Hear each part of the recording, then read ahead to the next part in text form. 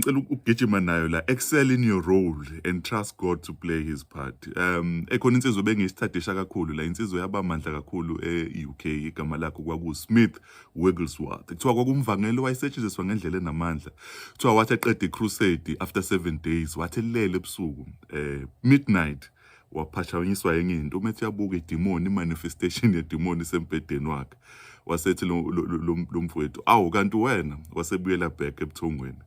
So ingqikithi yethu namhlanje ngifuna sibuke kulento kaSmith ukuthi ufike uphashanyiswe idemoni ebese uthi awu kanti wena ebese ubuyela ebuthongweni, into enganakekile leyo. Because why? Ubuthongo bethu buyatshontshwa, butshontshwa ukuthi we don't trust God to play his part.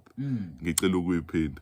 Ubuthongo bethu buyatshontshwa ngoba kwesinye isikhathi asimthembi uNkulunkulu ukuthi aplay ipart. Ngenze isibonelo ngami ngisase high school, enye into engitshontshela ubuthongo kwakuwukuthi ngangithi ngifunda ngicabanga ukuthi yazi kaze ngizoyithola yini imali yokufunda etertiary, you know.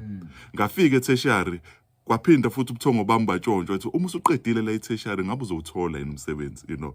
Ngithe mase ngiwuthola umsebenzi again kuhleze kunezinto ezokuphazamisa as a person if ungamthembi uNkulunkulu ukuthi adlale indima yakhe. Uma usufika emsebenzini usucabanga ama-promotions and then you end up forgetting your role. Uma uyi-student irole yakho ukufunda ufocus encwadini. Uma ulento lena usetertiary again ukufunda ufocus encwadini, wenza ama-networks, understand other companies. Uma ususebenza your role is to be dedicated kwi-task yakho, play your part and uNkulunkulu uzokwazi ukuthi akunikeze i-promotion ngoba i-promotion is from God. Wena okwakho ukusebenza. Uma ngidlula lapho khona enye indaba ebukhuluma kwi-context e-different esithole eBhayibhelini lathi uPawulu etshena ibandla ukuthi I planted, u-Apollo watered, but uNkulunkulu uyena owenza kukhule. So we need to understand our role right now. Ukuthi uNkulunkulu mekunikeza imbewu, okwakho ukuyitshala leyo mbewu, ebese futhi uchelela kulezo ithombo lezo, ebese uthemba uNkulunkulu ukuthi uzuyekathi wena utshala uphinde uchelele, uNkulunkulu uzokwenza kukhule. Why kubalulekile lokho? Ingoba uma ungayidlala indima yakho ngeke kuze kwenzeke lutho and okwakho ukuthembela uNkulunkulu.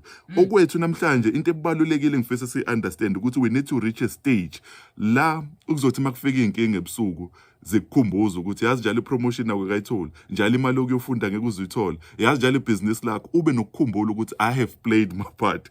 Okwami ukuthembela uNkulunkulu to play his part. When you do that, you are able to sleep at night. Ngeke uzuvuswe izinto okungafanele uvuswe yizo. Even uJesu bese skepeni wayelele not ngoba wayivilapha. Why? Because uma ucubungula ubuthongo buyi-sign noma buyi-symbol ye-faith ukuthi I trust in God. Because of that I'm able to sleep at night. Right now I pray that as you listen to this motivation, uNkulunkulu akusize ukwazi ukulala after having played your part, knowing very well that God will come through and fulfill his part.